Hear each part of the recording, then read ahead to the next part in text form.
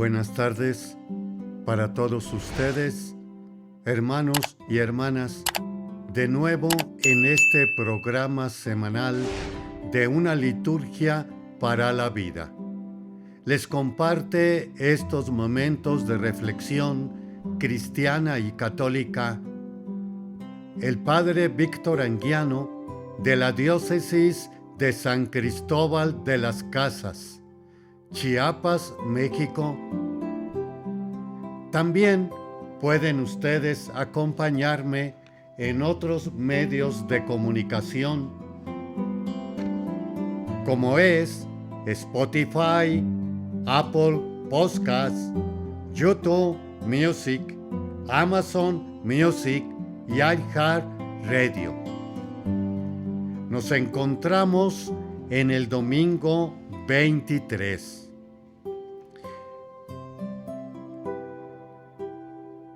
Y consecuentemente en la semana 23 de la segunda etapa del tiempo ordinario. Ayer, 8 de septiembre, sobre todo aquí en San Cristóbal de las Casas, hay bastante la religiosidad popular de venerar a Nuestra Señora con el nombre de la Natividad de María. 8 de septiembre. Pero debemos nosotros aclarar que desde, sobre todo, el Concilio Vaticano II, los años 1962 al 65, centró nuestra fe en Cristo. Hemos comentado en otro momento también que el centro del año litúrgico vienen siendo dos momentos. El principalísimo, la Semana Santa, y dentro de ella el Tríduo Pascual, viernes, sábado y domingo. Y todo gira María, santos y santas, apóstoles y mártires, precisamente alrededor de este Tríduo Pascual. Puede ser que algunas de las solemnidades de María, como de los santos y santas, dígase, por ejemplo, los apóstoles Pedro y Pablo, la Asunción de María, en México, la solemnidad de Nuestra Señora de Guadalupe, que caigan en domingo, se tiene que tener un previo permiso de la Curia Romana para poder suplir el Santo Santa María a la fiesta que en sí lleva el domingo. Se dan casos, algunas de las ocasiones, si somos realmente observadores. En México, hace poco, también cayó en domingo el 12 de diciembre y se puso esta solemnidad en el pueblo mexicano. Pero a nivel católico se llevó lo que en sí se estaba llevando, que viene siendo los domingos de Adviento, previos a la Navidad. Es por eso que ahora, este domingo pasado, no se celebró en sí la Natividad de Nuestra Señora. Y sí se vio, como decíamos, el domingo 23. ¿Qué más podemos decir acerca del domingo?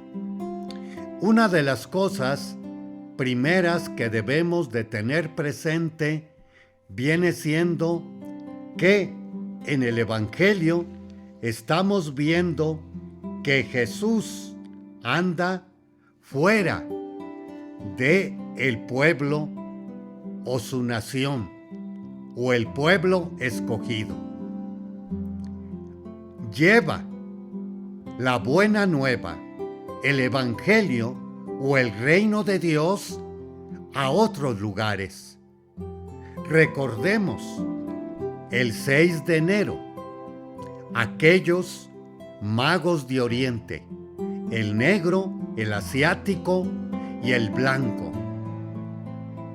que viene siendo las razas prioritarias de aquellos momentos que van con la estrella a postrarse ante luz de todos los pueblos.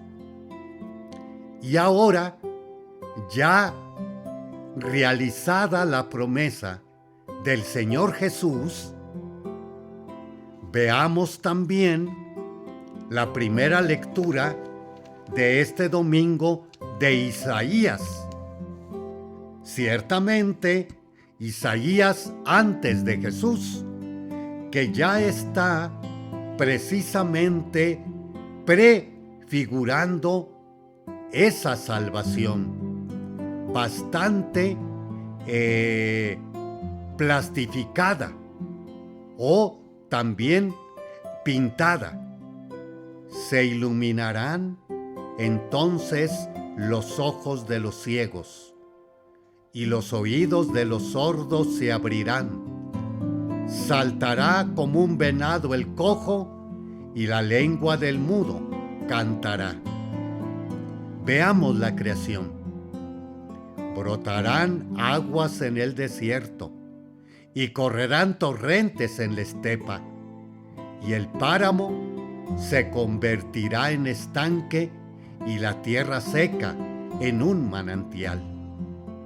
Signos de salvación. Que ahora sí, veamos el Evangelio. Le presentaron a un hombre sordo y tartamudo y le suplicaban que le impusiera las manos. Él lo apartó a un lado de la gente, le metió los dedos en los oídos y le tocó la lengua con saliva. Después, mirando al cielo, suspiró y dijo: Efetá, que quiere decir ábrete. Al momento se le abrieron los oídos, se le soltó la traba de la lengua y comenzó a hablar sin dificultad. ¿Qué hace primeramente el Señor en esta salvación? El oído, para que escuche, pero no solamente que escuche la vida, los sonidos, los cantos, el hablar, sino también ante todo y sobre todo a Jesús, que trae la salvación. Y aprovechando el día de la Natividad de Nuestra Señora, recordemos aquel pasaje cuando le dicen a Jesús en sus primeros momentos de predicación: mira que tu madre y tus hermanos te buscan. Y él contestó: ¿quiénes son mi madre y mis hermanos y mis hermanas? Aquellos que escuchan la palabra del Señor y la ponen en práctica. Ese es mi hermano, mi hermana y mi madre. Haremos un espacio y regresamos en unos momentos. Le esperamos.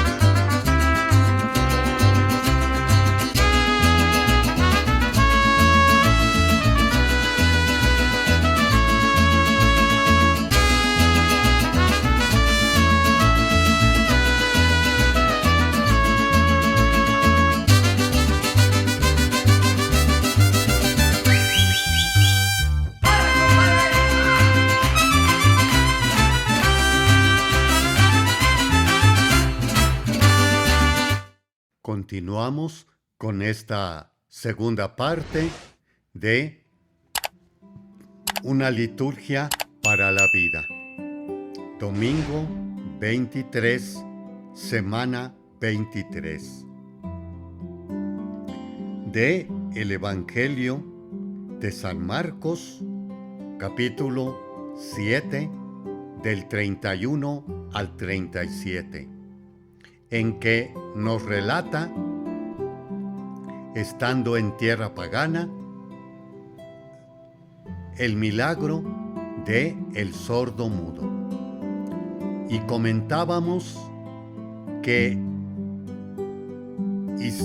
Isaías, en la primera lectura, nos está prefigurando la salvación a toda la humanidad, pintándola por un lado en la creación y por otro lado también en la humanidad.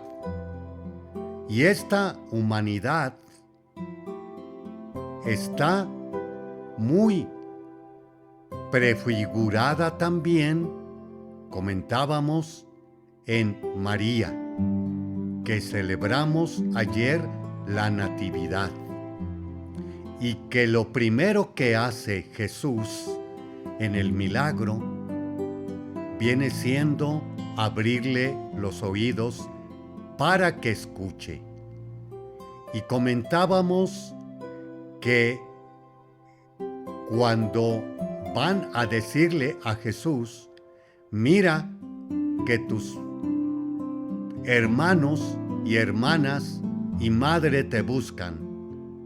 Y Jesús responde, el que escucha la palabra del Señor y la pone en práctica, ese es mi hermano, mi hermana y mi madre. Aquí hago un paréntesis. Algunas de las ocasiones hemos oído en otras minorías religiosas, protestantes, como así también les conocemos, que este pasaje es bastante socorrido para refregarnos que precisamente el Señor Jesús hace a un lado a María. Pero desafortunadamente no conocen la historia bien a bien de María, que fue la primera discípula, porque escuchó su palabra. O también los padres de la iglesia nos dicen, antes de concebir al Señor en su vientre, lo concibió en su corazón. También los padres de la iglesia llaman a María y a Jesús el nuevo Adán y la nueva Eva, porque precisamente ellos llevaron los primeros de nuestra humanidad en ser realmente escuchar al Padre, nuestro Señor Jesucristo, y escuchar María a su Hijo, nuestro Señor Jesucristo. Así es que, pues, debemos de ir esto repensando y que no nos tomen el pelo o nos hagan meter un gol, como se dice, en estas situaciones de nuestra fe.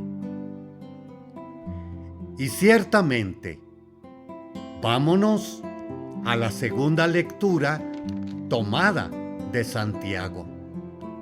¿Qué nos dice Santiago cuando precisamente hemos escuchado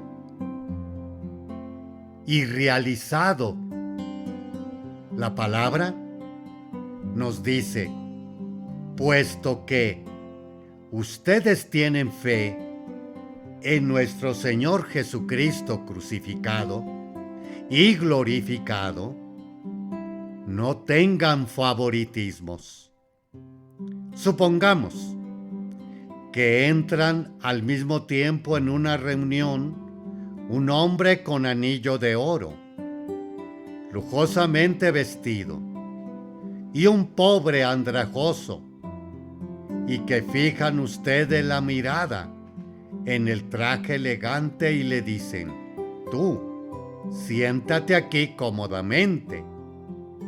En cambio le dicen al pobre: tú, párate allá, o siéntate aquí en el suelo a mis pies. Y es porque precisamente no hemos asimilado el mensaje del Señor. Una buena comparación que ya no la decían a nosotros en el seminario, que seamos como los bueyes, que comienzan a comer el pasto aquí y allá.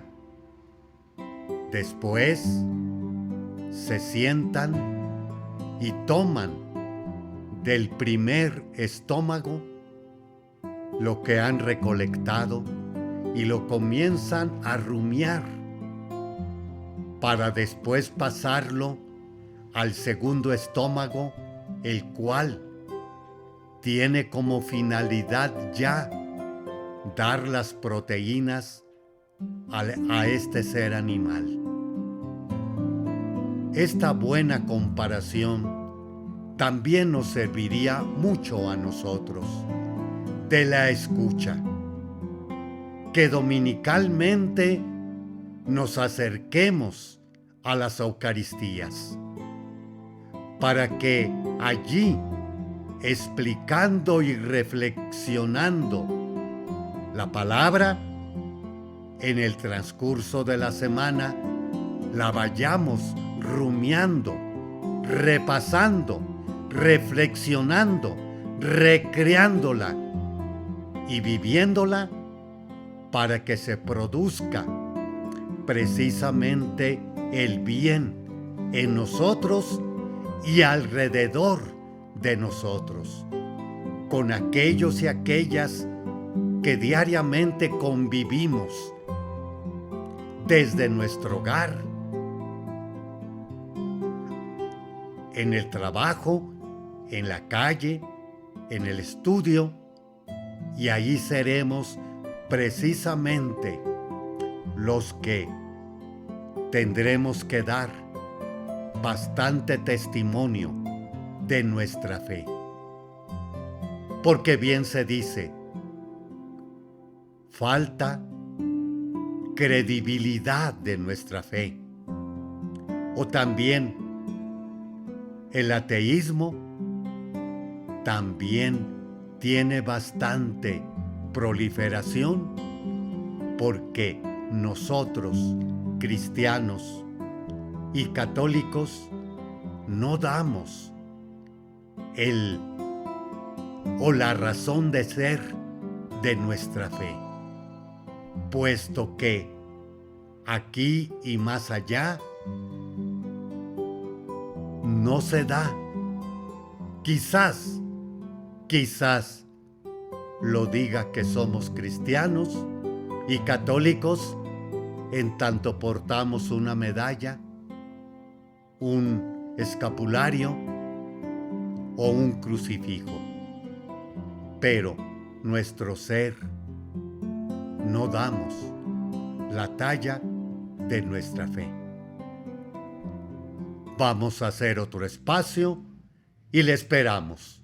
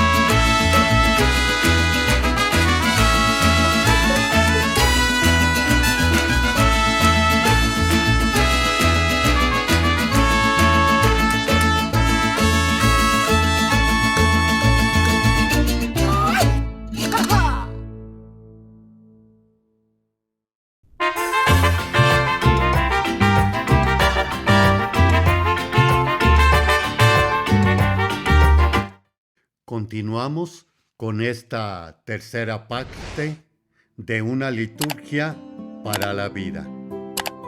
Nos adentramos en la ordenación general del misal romano, un comentario del padre José Antonio Berenguer, y nos encontramos finalizando ya este libro en las misas de difuntos. ¿Qué nos dice acerca de las exequias? Misas de difunto es la segunda parte del capítulo 8 de la ordenación general del misal romano, y la encontramos en los números 379 al 385. Y nos dice: ¿cómo hemos de entender las misas de los difuntos?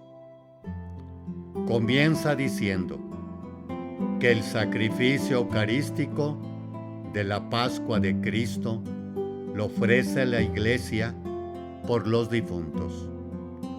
Es presentar a Dios el sacrificio de la muerte de Jesucristo en la cruz y su resurrección, presente en la celebración de la Eucaristía. Son los méritos infinitos de la redención del Señor, que ponemos confiadamente en manos del Padre, pidiéndole por uno o varios difuntos. ¿Para qué? A fin de que, por la comunión entre todos los miembros de Cristo, también en comunión con los difuntos que aún no han entrado en el cielo. Ellos son miembros de Cristo, están en gracia de Dios y participan de su amor.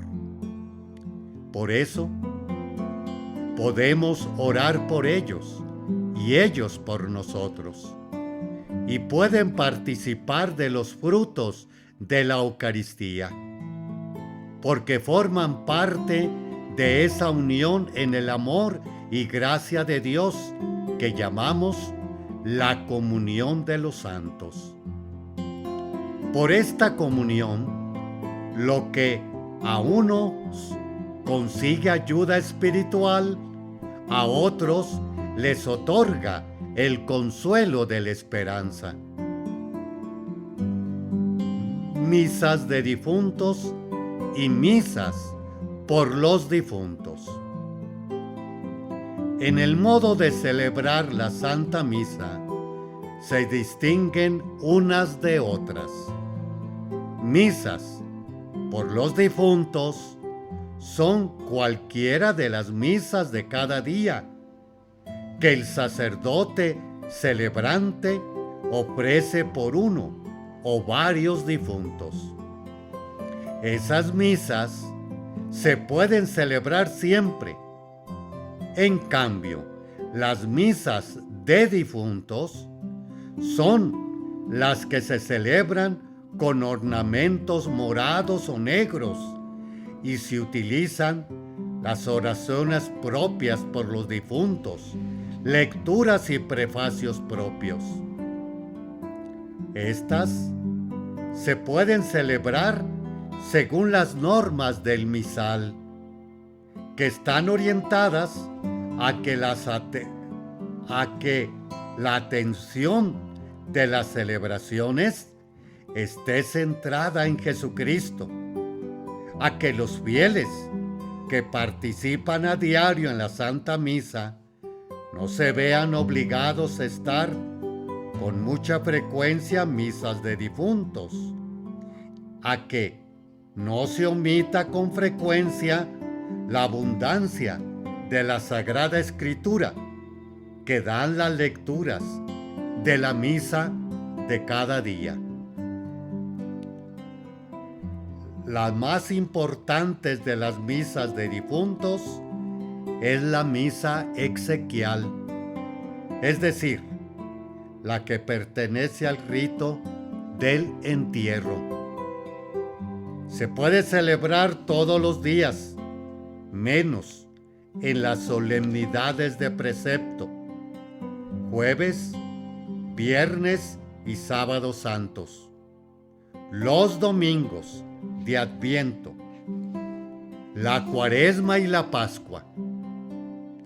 En algunas diócesis tampoco se permite los demás domingos del año por la escasez de sacerdotes que han de atender las parroquias, que tendrían en más de una ocasión que celebrar un número de misas no permitido. Le siguen en importancia la que se dice después de recibida la noticia de la muerte o con la ocasión de la sepultura definitiva o la del primer aniversario. En estos casos, si las posibilidades de la parroquia y el sacerdote lo permiten, pueden celebrarse cualquier día fuera de domingos, solemnidades, fiestas, miércoles de ceniza y Semana Santa. Otras misas de difunto se podrían decir por devoción. Solo se pueden celebrar ferias del tiempo ordinario. Conviene recordar que el nombre del difunto se puede decir en las plegarias eucarísticas, no en las demás, pero no hay obligación de decirlo.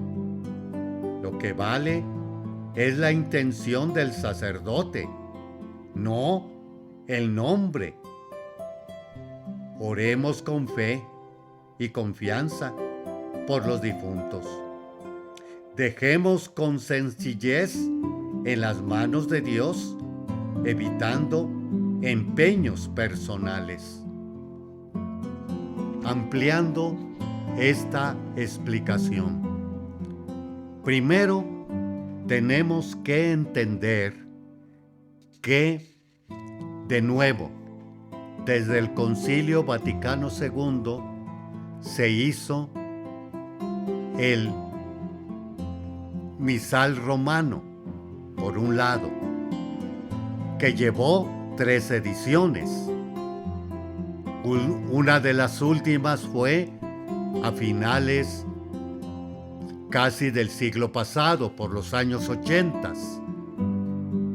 Por otro lado, también se hizo el año litúrgico. Y con el año litúrgico, como se acaba de comentar, hay su prioridad en los misterios.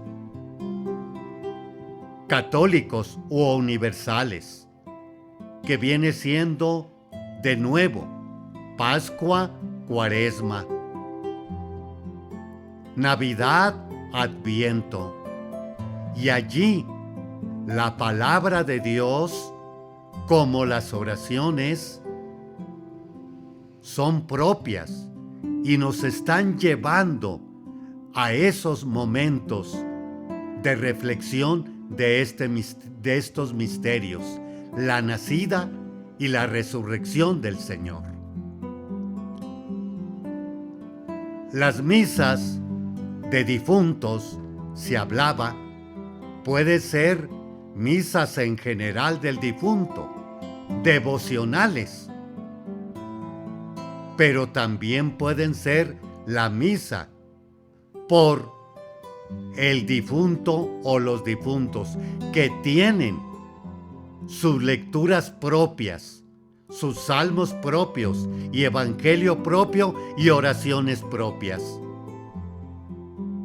Pero siempre de nuevo tiene prioridad lo que previamente acabo de comentar.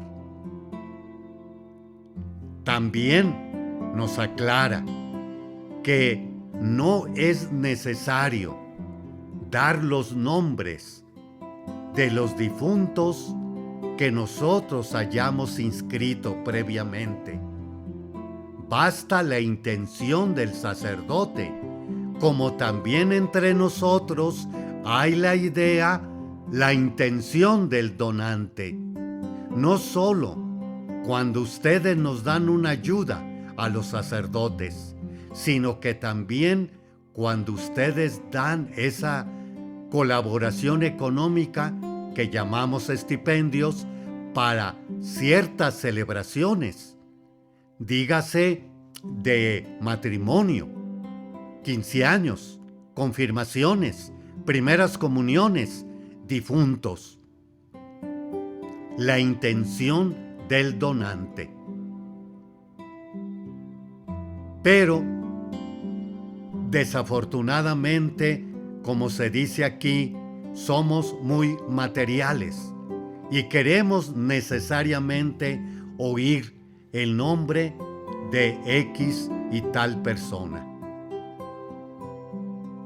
Esto nos ayudaría, como acabo de comentar, estos números de nuevo el misal romano, que nos dice y nos aclara no solamente las leyes, sino también la teología de estas celebraciones litúrgicas.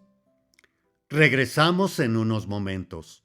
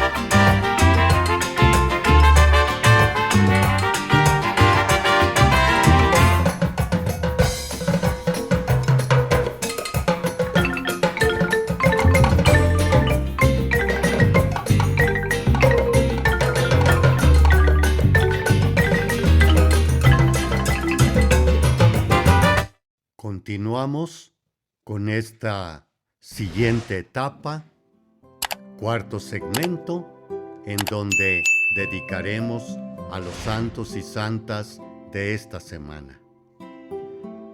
Como ya comentábamos en los primeros segmentos, que tenemos una fiesta el 8 de septiembre de la Natividad de la Virgen María. Únicamente existen relatos apócrifos del nacimiento de María, pero siempre ha existido la devoción y la fiesta se celebra desde muy antiguo. Se suponía que la casa de Joaquín y Ana estaba cerca de la piscina de Betesda, donde hoy se levanta la Basílica de Santa Ana. En la Edad Media, la fiesta era muy popular, teniendo incluso una vigilia.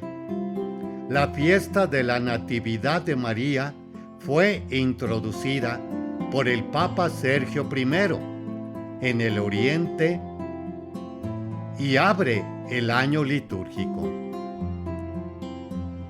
En esta fiesta se conmemora la aurora de nuestra salvación, ya que el nacimiento de María anuncia que las promesas de Dios están a punto de cumplirse en la historia, como nos dice el Catecismo. Lo que la fe católica cree acerca de María se funda en lo que se cree acerca de Cristo. Pero lo que enseña sobre María ilumina a su vez la fe en Cristo. Número 487. 9 de septiembre. San Pedro Claver, presbítero. Año 1580, 1654.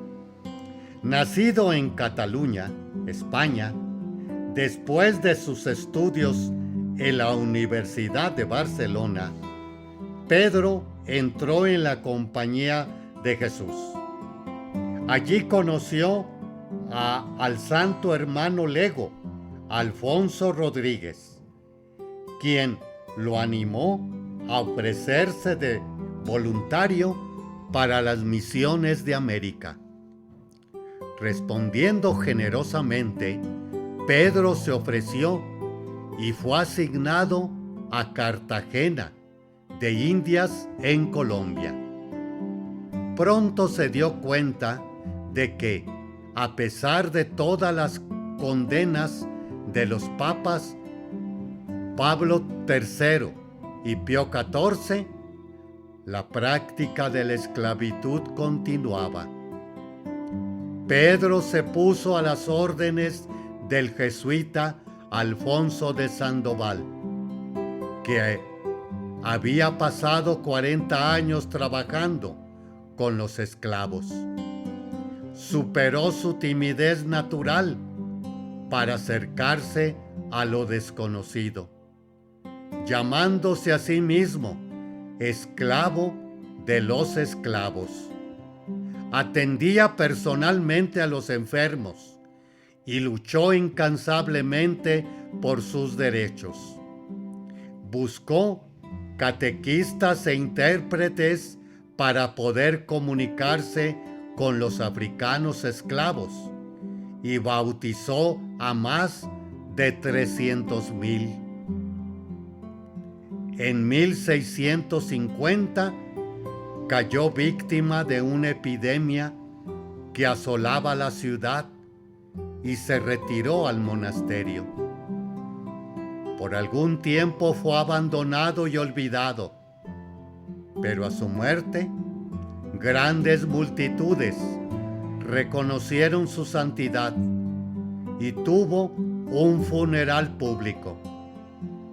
La compasión, el servicio y el sacrificio heroico de Pedro nos llama a todos los cristianos al respeto por la dignidad de la persona humana, según nos habla el Catecismo en el 1944. El respeto de la persona humana considera al prójimo como otro yo. Supone el respeto de los derechos fundamentales que se derivan de la dignidad intrínseca de la persona. 12 de septiembre. Santísimo Nombre de María. Memoria opcional. La devoción comenzó en España a principios del siglo XVI. Hacia finales del siglo XVII, Juan Sobieski, rey de Polonia, liberó un ejército en la batalla de Viena para prevenir el avance de las tropas del Imperio Otomano. Sobieski se encomendó a María y el ejército salió victorioso. El Papa Inocencio XI extendió la fiesta del nombre de María a toda la Iglesia. De nuevo, el amor a María es una manifestación lógica del pueblo cristiano que expresa el amor al Hijo. En relación a la oración, el Catecismo enseña que, en virtud de su cooperación singular con la acción del Espíritu Santo, la Iglesia ora también en comunión con la Virgen María para ensalzar con ella las maravillas que Dios ha realizado en ella y para confiarle súplicas y alabanzas. Número 2682. 13 de septiembre. San Juan Crisóstomo, obispo y doctor de la Iglesia. Memoria obligatoria. Años 349-407. Nació en Antioquía y huérfano de padre, a temprana edad, Juan fue educado por su madre y el maestro Libanio, famoso profesor de retórica. Durante unos años vivió la vida monástica y luego fue ordenado sacerdote. Fue predicador durante 12 años en Antioquía. Sus sermones eran tan admirados que adquirió el sobrenombre de Crisóstomo, boca de oro. En 397 fue nombrado obispo de Constantinopla, muy contra su voluntad y la del pueblo de Antioquía, que intentó impedir su marcha. Como obispo, estuvo totalmente dedicado a su pueblo y a la evangelización, y reformó monasterios y revitalizó la vida religiosa. Pero también se ganó la hostilidad de la corte imperial. La emperatriz Eudocia se sintió terriblemente irritada por un sermón de Juan sobre el lujo excesivo y consiguió que el obispo Teófilo lo exiliara. Un poco más tarde el emperador Arcadio lo repatrió, pero la emperatriz volvió a exiliarlo. Murió en camino hacia un segundo exilio en el Mar Rojo. Es conocido también como el doctor de la Eucaristía. Los evangelizadores de los primeros siglos, como Crisóstomo, sentían un verdadero ardor por su misión. Y a eso es lo que se llama a todos los cristianos de hoy. No importa las circunstancias o estados de vida en que nos encontremos. El Catecismo cita a Crisóstomo. Es posible incluso el mercado o un paseo solitario, hacer una frecuente y fervorosa oración,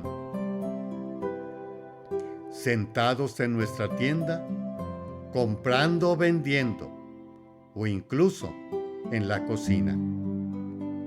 Número 2743. Muchas gracias, hermanos y hermanas, por habernos dejado entrar a sus hogares y a su corazón. Recomiendo de nuevo que pueden seguirme en YouTube de Una Liturgia para la Vida.